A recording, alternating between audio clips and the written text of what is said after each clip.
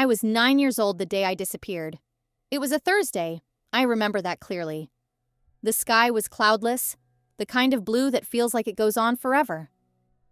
School had just let out, and my backpack felt heavy with books and the weight of another spelling test I hadn't studied for. I remember skipping along the sidewalk, humming the theme from my favorite cartoon, my mind already on the snack waiting at home. My mom was usually at the corner by 3:15. She'd wave, smile, and open the car door before I even reached the curb. But that day, she wasn't there. I waited 5 minutes, then 10. I checked my watch, a pink plastic thing with a cartoon kitten on the face. 3:26. Still no sign of her. I wasn't scared yet, just confused. That's when a car pulled up. It was a gray sedan, nothing fancy, nothing memorable. The driver rolled down the window. He was older than my dad, with short cropped hair and a baseball cap pulled low. "Hey there," he said. "Your mom sent me. She had to stay late at work. I'm here to take you home." I froze. Everything inside me said something was off. My mom never sent strangers, ever. But he smiled, friendly and calm, and even said my name. That broke me. How did he know my name? My feet moved before my brain did. Backwards, away from the car. But he was faster. He opened the door and stepped out, looking around like he didn't want to draw attention. I turned to run. And that's when everything went black. I woke up hours later in a place I didn't recognize. The air smelled stale, like dust and something chemical. I was on a mattress on the floor. The room was small, no windows, one door, no way out. I screamed until my throat felt raw, until my voice cracked. No one came. Eventually, the door opened.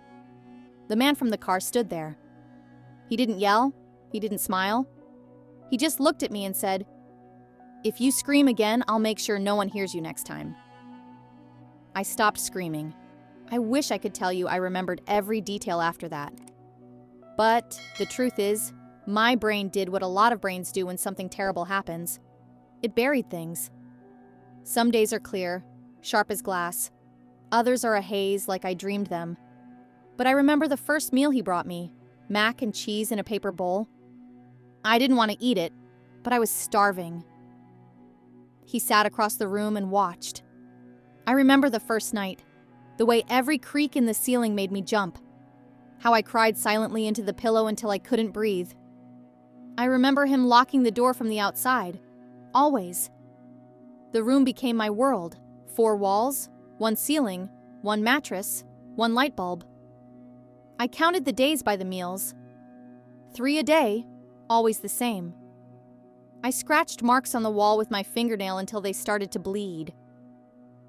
I don't know when the fear started to fade. Maybe it was the day I realized no one was coming. No one even knew where to look. It's a strange thing to go from terrified to numb. At first, I cried every day, then just some days, then not at all. I made up games in my head. I named the cracks in the ceiling. I talked to the shadow under the door like it was a friend. But even numbness has limits. Sometimes he'd talk to me. Tell me lies about my parents, that they weren't looking for me, that they'd moved on, that I had a new life now, and it was better this way.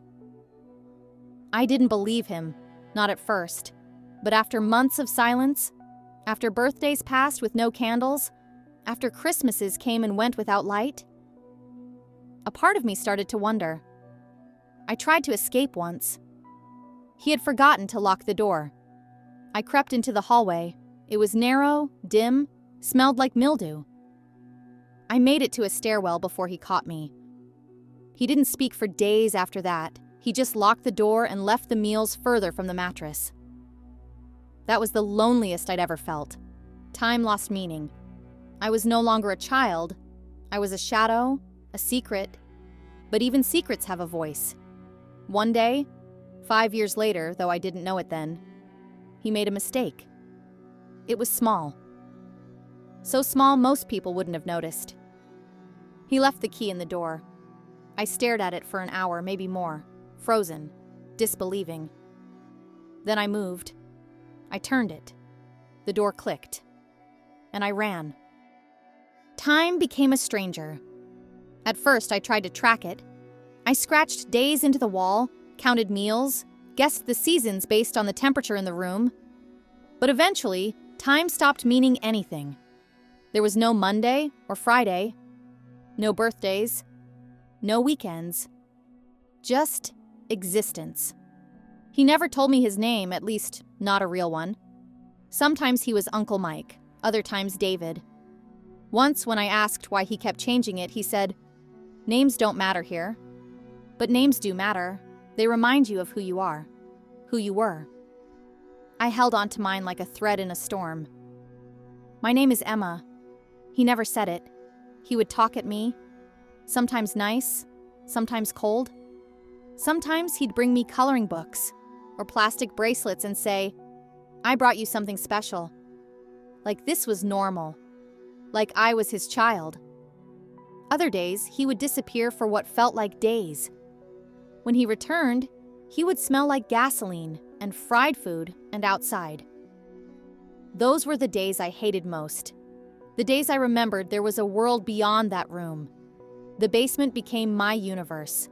It had a mattress, a small metal sink, a toilet behind a curtain, and a single overhead light that buzzed constantly. When the bulb flickered, I panicked. I was terrified it would burn out and I'd be left in the dark, forever. He controlled everything: my food, my clothes, my light, my voice. There were rules, unspoken but rigid. I couldn't ask questions. I couldn't cry loudly. I couldn't talk about my family. I broke them all, once. The punishment wasn't physical, not in the way you'd expect. It was silence. He stopped speaking to me, stopped bringing meals for a full day. He took away my blanket and turned off the light. And somehow, that was worse. I started to forget what my mom's voice sounded like. I could still picture her face. Sort of. But the edges began to blur. I used to talk to her, whisper to the wall like she could hear me. I told her about my day, even when my day was nothing. "Hi, Mom. I counted 61 tiles today. One of them is cracked." "Hi, Mom. I think it's spring. I can hear birds if I press my ear to the vent." Sometimes I'd imagine her talking back, saying, "I'm coming, baby. Just hold on." But the voice in my head got quieter every year. I clung to little things: a piece of string I braided and rebraided, a plastic spoon I scratched into shapes, an old magazine he left behind once. I memorized every page, every advertisement, every smiling face. They were proof that life still existed, that I could still imagine. I learned to listen closely: his footsteps, the sound of keys, the way the lock clicked. I learned his habits. He was careful, methodical, but sometimes, rarely, he got sloppy. Once he forgot to close the sink tap all the way, and it dripped all night. That sound nearly drove me mad. But I realized I could count the drops to mark the minutes. That became my new clock. Another time, I saw a spider in the corner. I named it Hope. It stayed with me for months before vanishing. I cried when it disappeared. It was the only living thing I hadn't imagined. Escape was a fantasy. I planned hundreds of them in my mind. One where I tunneled through the wall with the spoon. One where I overpowered him and ran. One where someone, anyone, noticed the strange man buying 2 sets of groceries, or the girl-sized shoes in his trunk. But no one came. Not then. One day, maybe year 4, I don't really know, he brought me a small TV. It only got 1 channel, but it was something. He said, "So you won't forget how to talk." He watched me watch it, like it was an experiment. For the first time in years, I heard music, laughter, people cheering, a parade. I sobbed the whole time, even though I didn't understand why. That night, I sang myself to sleep with the jingle from a cereal commercial. Crunchy, crispy morning light. It was terrible and beautiful. Eventually, I stopped crying. Eventually, I started waiting. Not hoping, just waiting. There was something inside me that refused to die. A stubborn flame. Even when everything else felt numb, that little light burned on. I knew he would slip up one day. I didn't know how or when, but I knew. Until then, I watched. I listened. I remembered. Because the day I saw the key in the door, I would be ready. The key was in the door. It took me nearly 5 minutes to believe it was real. I stared at it from the mattress, frozen, not daring to blink. 1,000 thoughts rushed through me. What if it was a trap? What if he was testing me? What if I touched it and he came back? But one voice cut through it all. This is your chance. My heart pounded so loud I thought the walls could hear it. Slowly, barefoot, I crept across the cold floor. My fingers hovered over the key. I touched it. Metal, solid, real. I turned it. The lock clicked. The door opened. And the world beyond was nothing like I expected. It was a narrow hallway lined with concrete walls and one flickering light bulb overhead. I didn't stop to study it. I ran. The floor was rough under my feet, and the air smelled like old paint and damp wood. Every shadow looked like him. Every creak sounded like his voice. I reached a staircase. It felt endless, spiraling up into darkness. I climbed without thinking, just up and up and up. I pushed through a door at the top and stepped into a kitchen. A normal kitchen, tiled floor, refrigerator hum, a bowl of apples on the counter. The contrast made my stomach twist. For 5 years, I'd lived underground like a ghost. And now, here was a space that looked like any home. I didn't wait. I kept running. The front door was unlocked. I ran out into the open air and collapsed onto the grass. For a full minute, I couldn't move. The sky above me was enormous, more blue than I remembered. Birds chirped. A breeze brushed my skin. I started crying, but not from fear, from feeling real again. Then I heard a car engine. Panic rushed back in. What if it was him? What if he saw I was gone? I jumped up and ran. I didn't know where I was, just woods, dirt road, a mailbox with no name. I kept going past tall trees and broken fences until I saw the shimmer of pavement in the distance. A road. And then, headlights. A pickup truck approached, old and dusty. I stepped into the middle of the road, waving my arms like crazy. The truck screeched to a stop. The driver, a woman in her 60s, got out, eyes wide. "Oh my God," she whispered. "Are you hurt?" I tried to speak, but my voice cracked. I hadn't used it much lately. I need help," I said. "Please, police, he kept me. I ran." The woman helped me into the passenger seat. She gave me a blanket and a bottle of water. My hands were shaking so hard I spilled most of it. She didn't ask 100 questions. Just drove. 10 minutes later, we pulled into a small-town police station. A single flag flapped in the wind outside. I remember thinking how bright everything looked. The officer at the desk stared as we walked in. I probably looked like a wild animal, barefoot, filthy, eyes wide. "I think she's been missing," the woman said. "She said someone kept her." That was all it took. Within seconds, more officers appeared. One knelt beside me, gently asking my name. "Emma," I whispered. "Emma Fields." The reaction was immediate. Radios clicked. Phones rang. I heard someone say, "It's her." It's really her. I was led into a back room. Someone gave me a juice box. Another brought clean clothes. A woman officer, Officer Keller, sat with me and didn't push. She just let me talk. It came out in pieces. The room, the man, the years, the spider named Hope, the cereal jingle, the escape. She held my hand the entire time. "You're safe now, Emma," she said. "We're going to get him."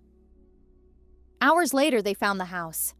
He was still inside, watching TV, as if nothing had happened.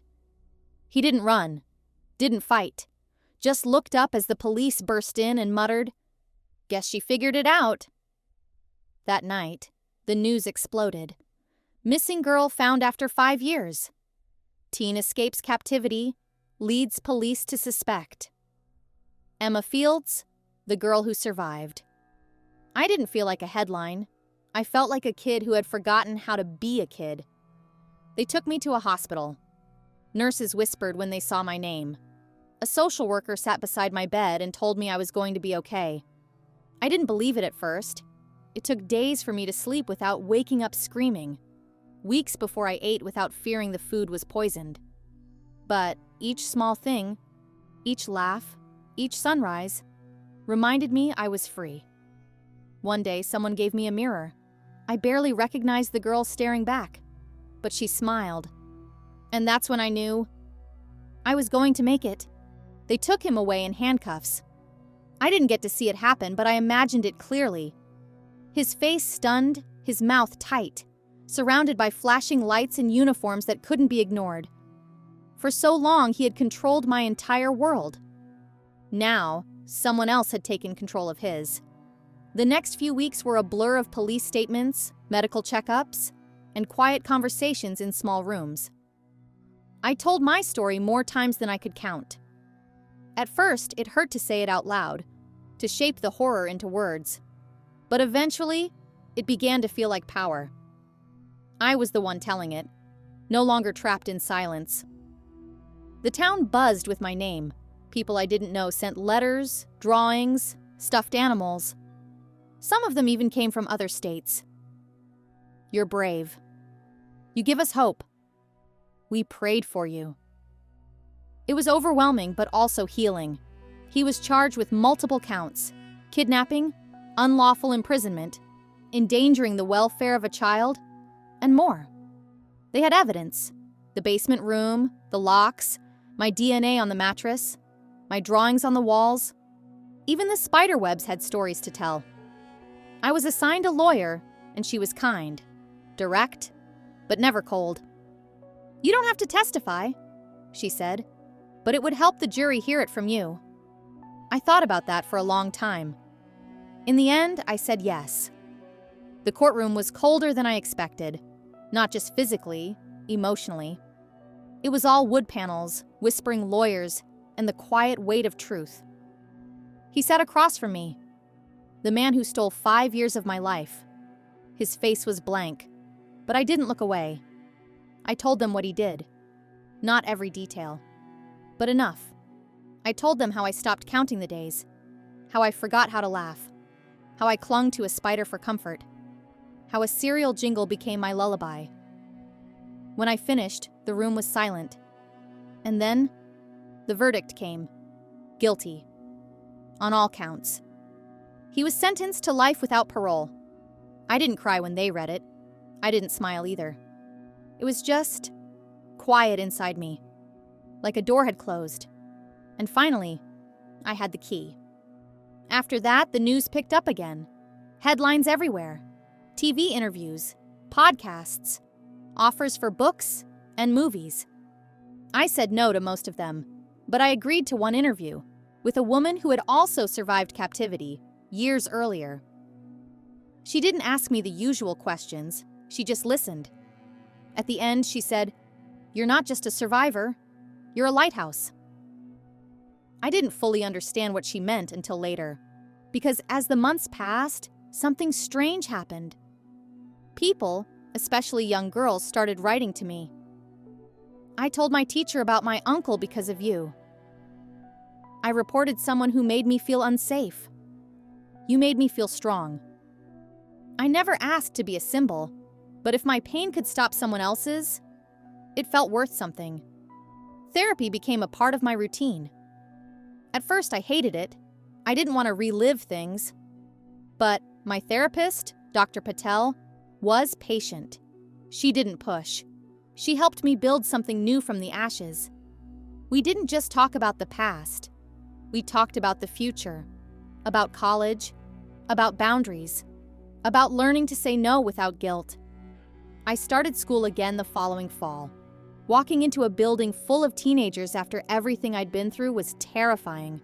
But the first person who smiled at me made it a little easier. The second person who invited me to sit at lunch made it possible. Slowly, I remembered who I used to be, and more importantly, who I wanted to become. I joined a creative writing class. The first story I wrote was called The Girl Who Counted Tiles. My teacher cried when she read it. She asked if I wanted to submit it to a statewide contest. I did. I won. People started asking me to speak, to classrooms, to shelters, to women's groups. At first, my voice shook, but with every word, I grew stronger. Some people still looked at me like I was made of glass, like I might break if they asked the wrong thing. But others looked at me like I was a fire, something that had burned, yes, but still glowing. I preferred the fire. By the time I turned 18, I had a small scholarship fund in my name. A nonprofit reached out about creating a program in my honor. Educational workshops for recognizing and reporting abuse. I named it Hope's Corner, after the spider who kept me company in that dark room. Now, every time I see a web glinting in the sunlight, I smile. There are still bad days. Nights where I wake up sweating.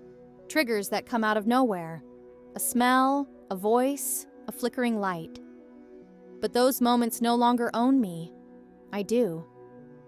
And here's what I know now that I didn't know at 9. Survival isn't just about staying alive. It's about taking your life back.